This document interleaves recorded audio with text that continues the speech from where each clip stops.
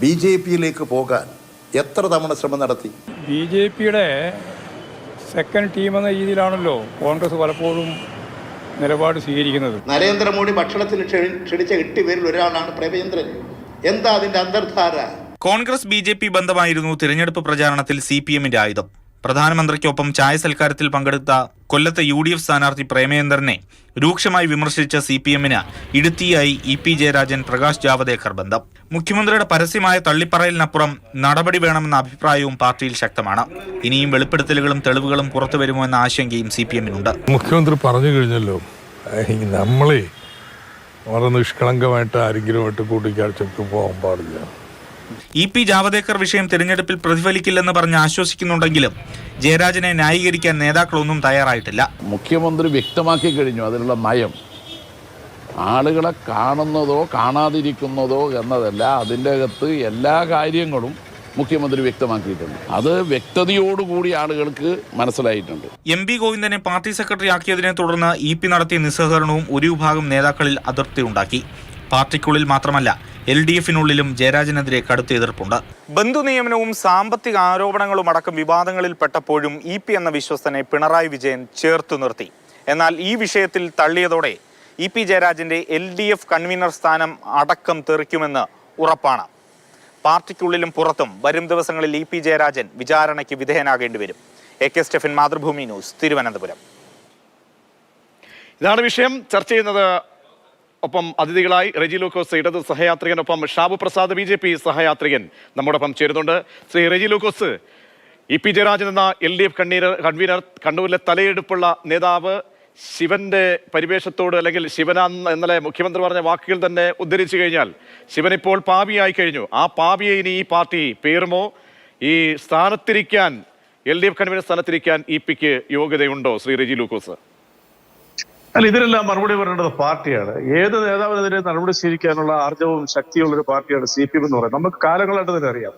നടപടികൾക്ക് വിധേയരായിട്ടുള്ള നിരവധി നേതാക്കളെ ഈ പാർട്ടിയിൽ ഇപ്പോൾ തന്നെ ഉണ്ട്. ഇപ്പൊ ബഹുമാനപ്പെട്ട പിണറായി വിജയനെയും VS അച്യുതാനന്ദനെയും പോളിറ്റ് ബ്യൂറോയിൽ നിന്ന് കേന്ദ്ര കമ്മിറ്റിയിലേക്ക് താഴ്ത്താക്കി. അത് കേവലം 10-12 വർഷങ്ങൾക്ക് മുമ്പാണ്. MV രാഘവനെ പുറത്താക്കി പാർട്ടി വിരുദ്ധ പ്രവർത്തനം നടത്തേണ്ടി വരും. PV കുഞ്ഞുങ്കടൻ എന്ന് പറയുന്ന നേതാവ് ഉണ്ടായിരുന്നു. കേരളത്തിൽ ഇടതുപക്ഷ ജനാധിപത്യ മുന്നണിയുടെ കൺവീനറായിരുന്നു. തിളങ്ങി നിന്നൊരു നേതാവാണ്. അദ്ദേഹത്തിന്റെ പാർട്ടി വിരുദ്ധ പ്രവർത്തനത്തിന്റെ ഭാഗമായിട്ട് അദ്ദേഹത്തിനെ പാർട്ടിയിൽ തന്നെ പുറത്താക്കി. ഇങ്ങനെ നിരവധി പേരിൽ പാർട്ടിക്ക് അനുയോജ്യമല്ലാത്ത രീതിയിലുള്ള കാര്യങ്ങൾ കണ്ടെത്തിയപ്പോൾ നടപടി സ്വീകരിച്ചു. അതിനുള്ള ആർജവം ഈ പാർട്ടിക്കുണ്ട്. EP ജയരാജനെ സംബന്ധിച്ചുള്ള അതിന് കൃത്യമായിട്ടുള്ള മറുപടി ബഹുമാനപ്പെട്ട മുഖ്യമന്ത്രി EP ജയരാജൻ കണ്ണൂർ വോട്ടെടുപ്പിന് പോയ സമയത്ത് മാധ്യമങ്ങളോട് അസമയത്ത് പറഞ്ഞ തീർച്ചയായിട്ടും അത് അസമയത്ത് പറഞ്ഞ ഒരു പ്രസ്താവന തന്നെയായിരുന്നു.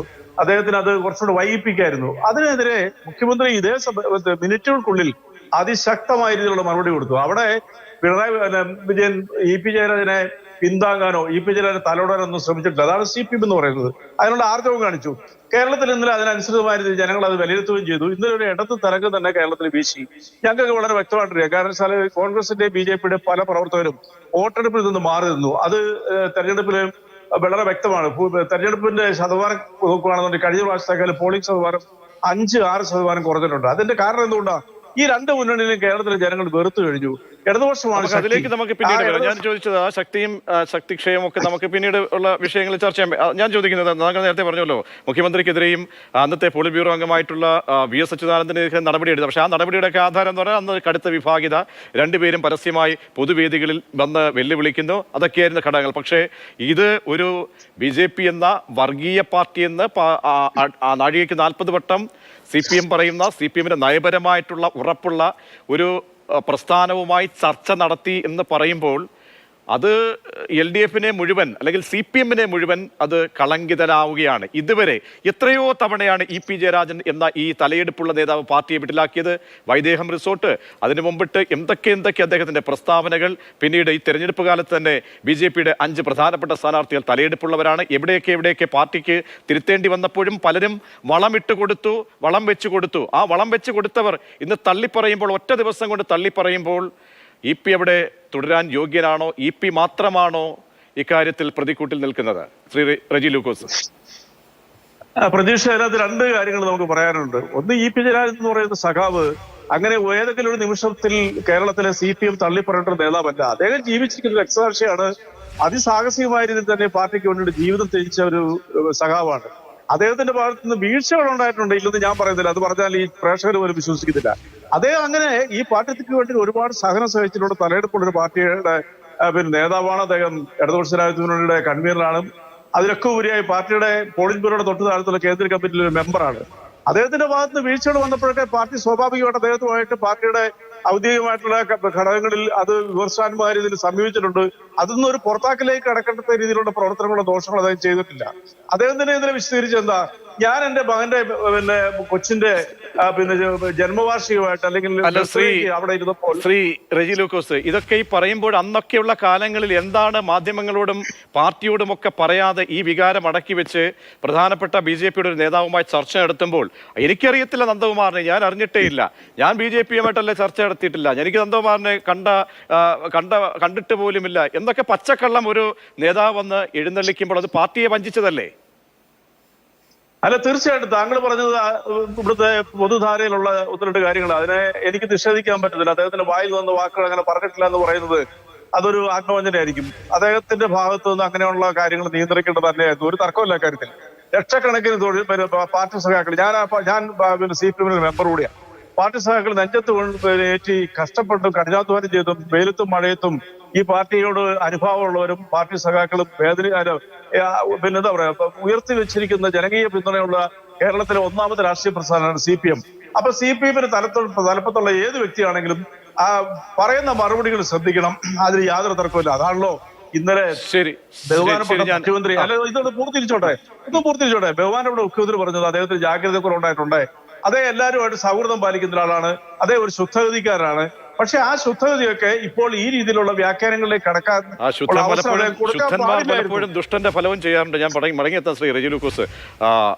ശ്രീ ഷാബു പ്രസാദ്, കാരണം ഷാബു പ്രസാദിലേക്ക് നിങ്ങളുടെ അല്ലെങ്കിൽ BJP-യിലേക്ക് വരുമ്പോഴും BJP നേതാക്കന്മാരും നൈതികതയുടെ കാര്യത്തിൽ നമ്മൾ ആ തലത്തിൽ നിന്ന് ചോദ്യം ചെയ്യാൻ പറയുന്നതെന്നുണ്ടായിരുന്നു. എനിക്കറിയില്ല നന്ദകുമാറിനെ, ജാവദേക്കർ പറയാണ്, എനിക്കറിയുകൂടെയില്ല നന്ദകുമാറിനെ. പിന്നെ താങ്കളടക്കം ഈ ചർച്ചകളിൽ പലപ്പോഴായി വന്നിരിക്കുമ്പോഴും വൃത്തികെട്ട ഫ്രോഡ് എന്താണ് നന്ദകുമാറിനെ പറയാറുള്ളത്. അത് മറ്റൊരു കാര്യം. ആ ഫ്രോഡിനെ കൂട്ടുപിടിച്ചാണ് ഒരു സംസ്ഥാന രാഷ്ട്രീയത്തിൽ സംസ്ഥാന അധ്യക്ഷന്മാരെ പോലും അല്ലെങ്കിൽ ഇവിടുത്തെ പാർട്ടി ഘടകങ്ങളിൽ പോലും വിശ്വാസത്തിലെടുക്കാതെ ഒരു തികഞ്ഞ ഫ്രോഡ്, താങ്കൾ പറയുന്ന പോലെ ആണെങ്കിൽ ആ ഒരു ഫ്രോഡിനെയും കൊണ്ട് പോവുകയാണ് രാഷ്ട്രീയ ചർച്ചകൾക്ക് കേരളത്തിൽ കെട്ടിപ്പിടിക്കാൻ, കേരളത്തിൽ BJP-ക്ക് സീറ്റ് ഉണ്ടാക്കി കൊടുക്കാൻ. ഇതിൽ പരം എന്ത് അപജയമാണുള്ളത് ശ്രീ ഷാബു പ്രസാദ്? പക്ഷേ ഈ നന്ദകുമാർ ഒരു ഫ്രോഡാണ് എന്നുള്ള എൻ്റെ അഭിപ്രായത്തിന് ഇപ്പോഴും അങ്ങനെ ഞാൻ അക്കാര്യത്തിൽ ഉറച്ചു തന്നെയാണ്, യാതൊരു സംശയവും. പിന്നെ അയാള് ഇവിടെ ഈ കേരളത്തിലെ ഇപ്പോൾ നമ്മളിപ്പോൾ ഒരു കാര്യമുണ്ട്, ഈ നന്ദകുമാറിനെ പറ്റി ഇത്ര സീരിയസ് ആയിട്ട് നമ്മൾ ചർച്ച ചെയ്യാൻ തുടങ്ങിയത് ഈ സമയത്തൊക്കെയാണ്. ഈ നന്ദകുമാറിന് കാര്യം ആൾക്കാരോട് സംസാരിക്കാനും നല്ല ഒരു സംസാര ചാതുര്യവും അങ്ങനെ അയാൾ എന്തോ ഒരു വലിയ സംഭവമാണെന്ന് മറ്റുള്ളവരെ ബോധ്യപ്പെടുത്താനും ഒക്കെയുള്ള അയാൾക്ക് അതിനുള്ള ഒരു ചാതുര്യമുണ്ട്. അത് പിന്നെ ഈ പല കാര്യങ്ങളിലും ഇടനിലക്കേട് നിന്നിട്ടുണ്ട്. അതൊക്കെ അവിടെ നിൽക്കട്ടെ. ഇവിടുത്തെ വിഷയം എന്ന് പറയുന്നത് എന്താണ്? ഈ EP ജയരാജൻ BJP-യുമായി രാഷ്ട്രീയ പ്രവേശത്തെ പറ്റി സംസാരിച്ചിട്ടുണ്ടോ ഇല്ലയോ എന്നുള്ളതാണ്. സംസാരിച്ചിട്ടുണ്ട് എന്നുള്ളത് BJP വളരെ വ്യക്തമായിട്ട് ബ്ലാക്ക് ആൻഡ് വൈറ്റിൽ പറയുകയും ചെയ്യും. അത് നടക്കാതെ പോയത് ഒരു 90% പൂർത്തിയായതാണ്.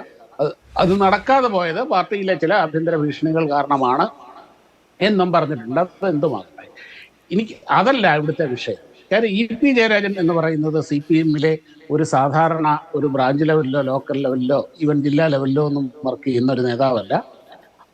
അദ്ദേഹം വളരെ ഉന്നത നേതാവാണ്, CPM-ലെ വളരെ ഉന്നത നേതാവാണ്. പ്രത്യേകിച്ച് കണ്ണൂർ രാഷ്ട്രീയത്തിൻ്റെ ഒരു മുഖമാണ് അദ്ദേഹം അങ്ങനെ, അതും അദ്ദേഹം LDF കൺവീനറും.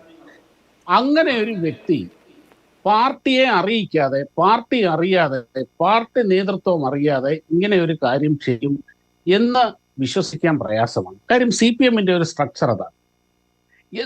എന്നും ഇങ്ങനെ തന്നെയാണ് അവർ. ഒരു കാര്യമുണ്ട്, പണ്ട് ഇത് ശ്രീ റെജി ലൂക്കോസ് ഇവിടെ പറഞ്ഞു, നീ അദ്ദേഹത്തിന് അറിയാൻ വയ്യാഞ്ഞിട്ടാണോ അദ്ദേഹം മനഃപൂർവ്വം മറച്ചു വെച്ചതാണോ എന്ന് എനിക്കറിയില്ല.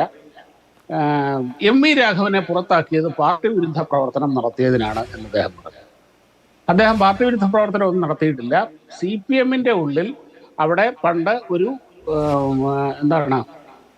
ഈ മുസ്ലിം ലീഗുമായിട്ടും അങ്ങനെയുള്ളവരുമായിട്ടുള്ള ഒരു ബന്ധം ആവശ്യമാണ് എന്ന് പറഞ്ഞുകൊണ്ടുള്ള ഒരു ബദൽ രേഖ അവതരിപ്പിച്ചതാണ് അദ്ദേഹം പാർട്ടിയെ സംബന്ധിച്ചോളം ചെയ്ത ഏറ്റവും വലിയ കുറ്റം.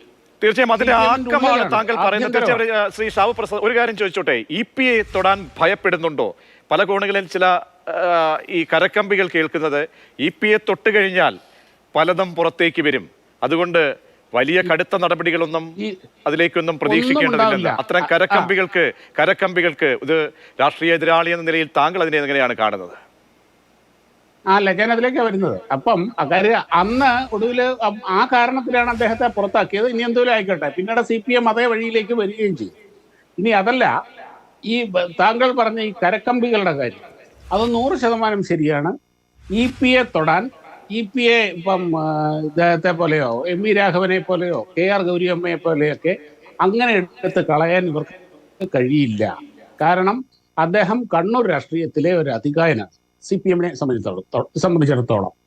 അതുകൊണ്ട് തന്നെ ഈ പിണറായി വിജയൻ അടക്കമുള്ള ആ കണ്ണൂർ രാഷ്ട്രീയത്തിന്റെ എല്ലാ രഹസ്യങ്ങളും അറിയാവുന്നവനും അത്രമാത്രം ഡീപ്പ് റൂട്ടഡ് ആയിട്ടുള്ള രാഷ്ട്രീയ വേരുകളുള്ള ഒരാളുമാണ് അദ്ദേഹം കണ്ണൂർ. അതാണ് ഞാൻ ചോദിക്കുന്ന ഒരു സംശയം, ഞാൻ എന്റെ കേവല സംശയം. കാരണം ഈ ചില ഇടകോണുകളിൽ അഭിപ്രായങ്ങൾ വരുമ്പോൾ, കാരണം പാർട്ടിയിലെ ഏറ്റവും വലിയ ഒരു സംഘടന ഈ മാനേജ് ചെയ്യാൻ പറ്റുന്ന, അത് സാമ്പത്തികമായിട്ടാലും പാർട്ടിയെ കെട്ടിപ്പടുക്കുന്നതിൽ വളരെ പ്രധാനപ്പെട്ട, കാരണം പാർട്ടിയുടെ മുഖപത്രം അതിനൊരു ശോഭ കൊടുക്കുകയും അതിനെ ഒരു ചട്ടക്കൂടിലേക്ക് എത്തിച്ചതുമൊക്കെ മാനേജറായിട്ട് EP ഇരിക്കുന്ന സമയത്ത് അന്ന് സാന്റിയാഗോ മാർട്ടിൻ കഥകളൊക്കെ നമുക്കറിയാം, താങ്കൾക്ക് നന്നായിട്ട് അറിയാം. അപ്പോൾ പാർട്ടിയുടെ സംഘടനാ ശേഷിയിൽ സംഘടന വളർത്തുന്നതിനൊപ്പം വളരെ പ്രധാനപ്പെട്ട പല താക്കോൽ സ്ഥാനങ്ങളിലും ഇരിക്കുകയും കേൾക്കുകയും ഒക്കെ അറിയുകയും ഒക്കെ ചെയ്യുന്ന ഒരു വ്യക്തിയാണ്.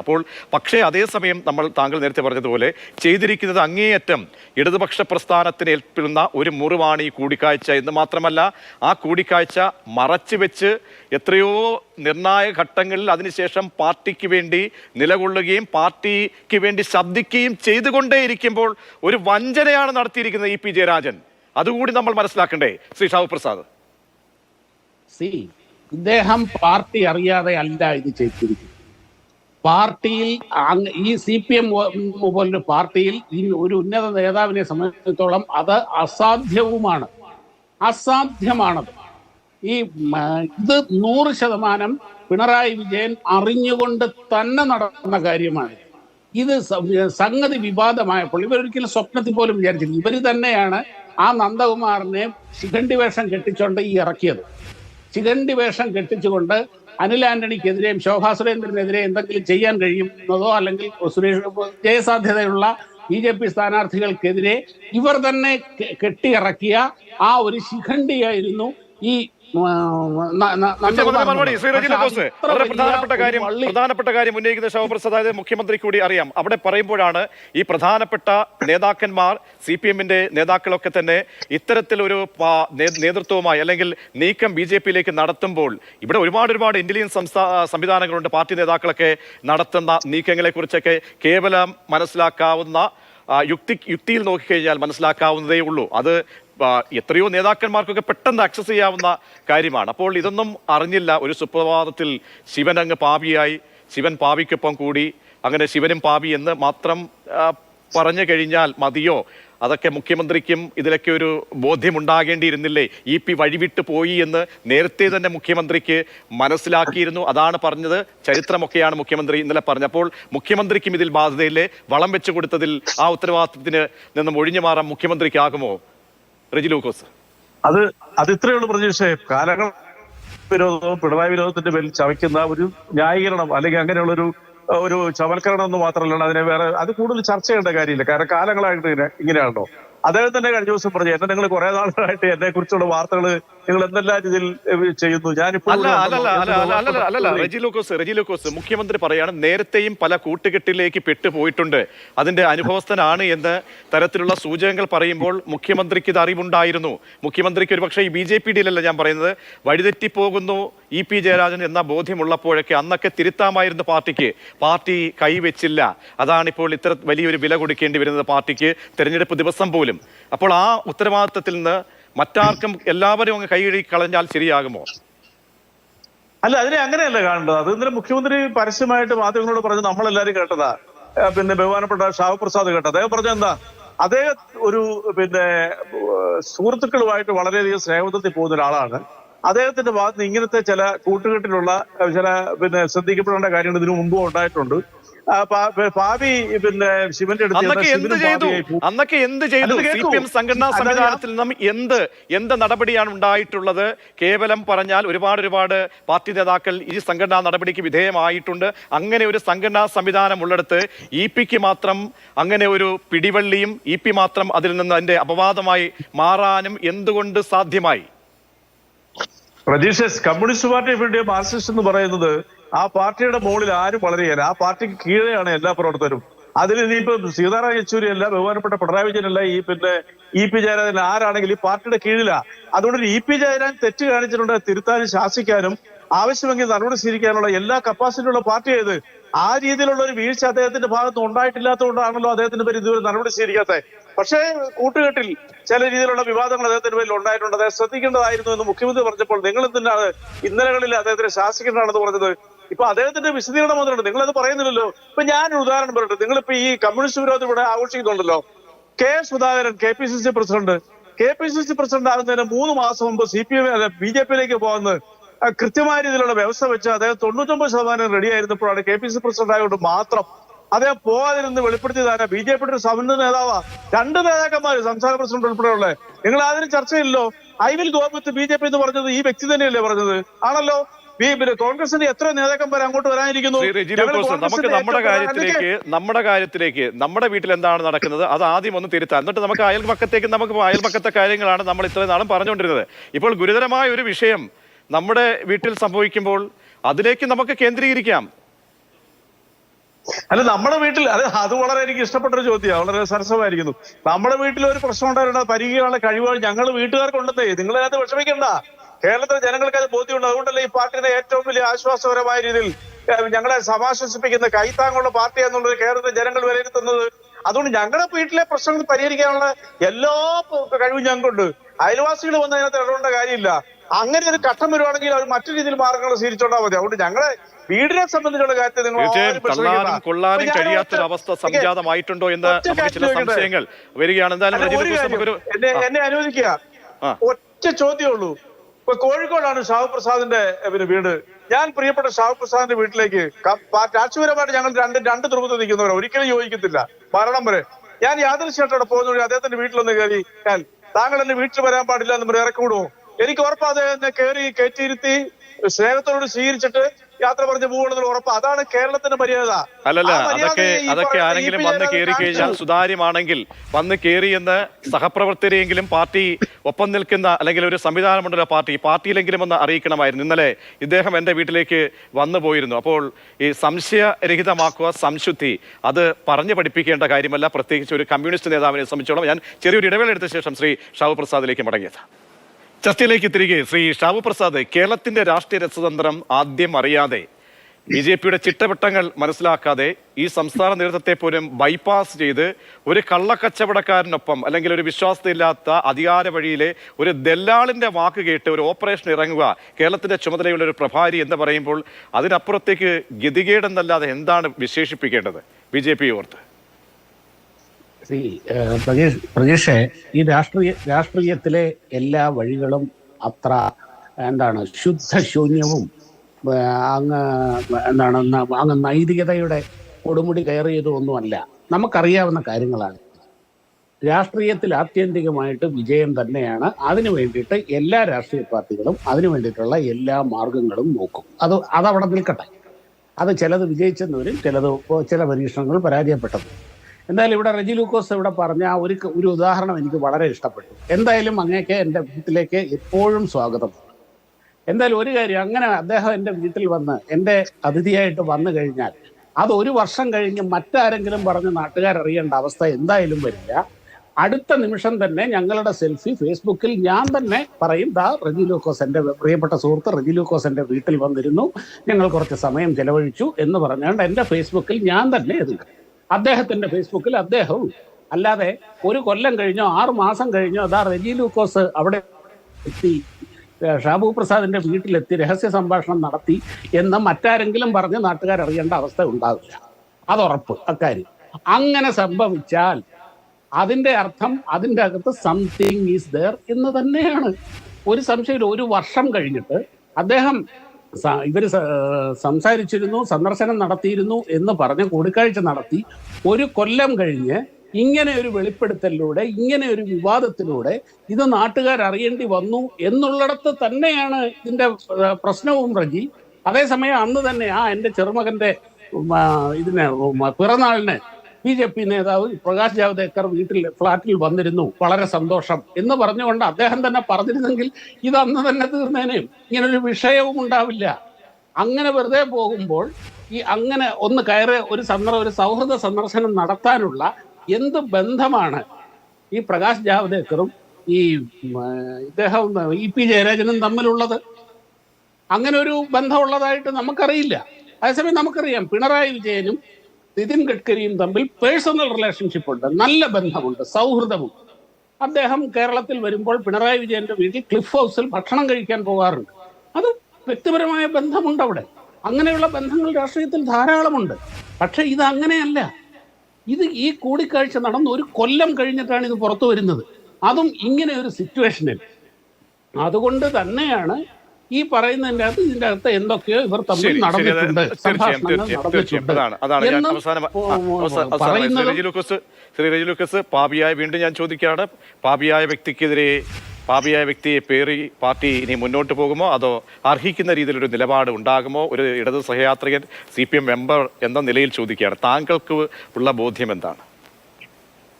എനിക്കങ്ങനെ ഒരു ബോധ്യമില്ല. അങ്ങനെ ബോധ്യപ്പെടാൻ പറ്റുന്ന ഒരു രാഷ്ട്രീയ പ്രസ്ഥാനമല്ല CPM-ന്റെ. പാർട്ടിയുടെ തലപ്പത്ത് അവരുടെ പാർട്ടിയുടെ എല്ലാ ഘടകങ്ങളിലൂടെ ആലോചിച്ചുകൊണ്ടിരിക്കുന്ന തീരുമാനം. ഇപ്പൊ തിങ്കളാഴ്ച സെക്രട്ടേറിയറ്റ് നടപ്പുണ്ട്. ഡോക്ടർ തോമസ് ഐസക് പറഞ്ഞു അത് സെക്രട്ടേറിയറ്റ് അല്ല, ഞങ്ങളുടെ ഘടകങ്ങളിൽ ഉന്നയിക്കും എന്ന് അദ്ദേഹം പറഞ്ഞിട്ടുണ്ട്. സ്വാഭാവികമായിട്ടും പാർട്ടി എല്ലാ വിഷയങ്ങളും ചർച്ച ചെയ്യും, സെക്രട്ടേറിയറ്റ് ചർച്ച ചെയ്യും. നടപടി സ്വീകരിക്കേണ്ട ഒരു സാഹചര്യത്തിലാണ് EP ജയരാജന്റെ പ്രവൃത്തിയെ പാർട്ടി വിലയിരുത്തുന്നതെങ്കിൽ അത് നടപടി സ്വീകരിക്കാൻ ഒരു മടി ഈ പാർട്ടി കാണിക്കുന്നില്ല. അവിടെ EP ജയരാജനോ സാക്ഷാൽ പിണറായി വിജയനോ ഒരു വ്യത്യാസം ഉണ്ടാകത്തില്ല. ആ കാര്യം നിങ്ങൾ ആരും സംശയിക്കില്ല. അതിനുള്ള കപ്പാസിറ്റിയും അതിനുള്ള ആർജവും ഈ പാർട്ടിക്ക് മാത്രമേ ഉള്ളൂ, ഇന്ത്യ മഹാരാജ്യത്തുള്ളൂ. ഈ പറയുന്ന BJPക്ക് ഇല്ല, കോൺഗ്രസ് ഇല്ല, മറ്റൊരു രാഷ്ട്രീയ പ്രസ്ഥാനങ്ങൾക്കും ഇല്ല. അതാണ് നമ്മൾ മനസ്സിലാക്കേണ്ടത്. പിന്നെ ഇവിടെ ഏതെങ്കിലും ഒരു CPM പ്രവർത്തകന്റെ വീട്ടിൽ ഒരാൾ വന്ന് കയറിയതിന്റെ പേരിൽ അത് അദ്ദേഹത്തിന്റെ വിശദീകരണം കേൾക്കുന്നതിന് മുമ്പ് തന്നെ കമ്മ്യൂണിസ്റ്റ് വിരുദ്ധമായിട്ട് ഇറങ്ങാന്ന് പറഞ്ഞാൽ നിങ്ങൾ മനസ്സിലാക്കുക, അങ്ങനെ ഒരു ഒറ്റ കമ്മ്യൂണിസ്റ്റുകാരനെയും CPM-കാരനെയും BJP-ക്കാർക്ക് കിട്ടത്തില്ല. അതൊക്കെ വിരൽ ചൂണ്ടിയാൽ അല്ലെങ്കിൽ ചെറിയൊരു ചൂണ്ടയിട്ടാ കിട്ടുന്നത് കോൺഗ്രസ്സുകാർ. അതിന്റെ 15ഓളം സമന്വയ നേതാക്കന്മാര് തെരഞ്ഞെടുപ്പിന്റെ പ്രഖ്യാപനം കഴിഞ്ഞ വോട്ടെടുപ്പ് കഴിഞ്ഞാൽ കോൺഗ്രസ് BJP-യിലേക്ക് പോകാൻ തയ്യാറായിട്ടിരിക്കുകയാണെന്ന സാക്ഷാൽ K. സുരേന്ദ്രൻ പറഞ്ഞത് കഴിഞ്ഞ ദിവസം. അപ്പൊ അവരാരൊക്കെയാണെന്നുള്ളത് ഏതാണ്ട് ജനങ്ങൾക്ക് മനസ്സിലായി കഴിഞ്ഞു. അത് ശരി റെജി ലൂക്കോസ്, ഒപ്പം ഷാബു പ്രസാദ്, ഉള്ളുകളികൾ അങ്ങനെ പലതും പുറത്തേക്ക് വരുമ്പോഴാണ് ഈ EP ജയരാജനെ സംബന്ധിച്ചോളം കഴിഞ്ഞ ദിവസം വിധി ദിനത്തിൽ തന്നെ പാർട്ടിക്ക് വലിയ പ്രഹരമേൽപ്പിച്ചുകൊണ്ടുള്ള ആ പ്രസ്താവന, ഏറ്റുപറച്ചിൽ, വെളിപ്പെടുത്തൽ ഉണ്ടായത്. അതിൻ്റെ പേരിലാണ് ഇപ്പോൾ പാർട്ടി അതീവ സങ്കീർണാവസ്ഥയിലേക്ക് മുന്നോട്ട് പോവുകയും ചെയ്തത്. EP-ക്കെതിരെ നടപടി ഉണ്ടാകുമോ? അതിനെ കാത്തിരിക്കാം സംസ്ഥാന സെക്രട്ടേറിയറ്റ് വരെ.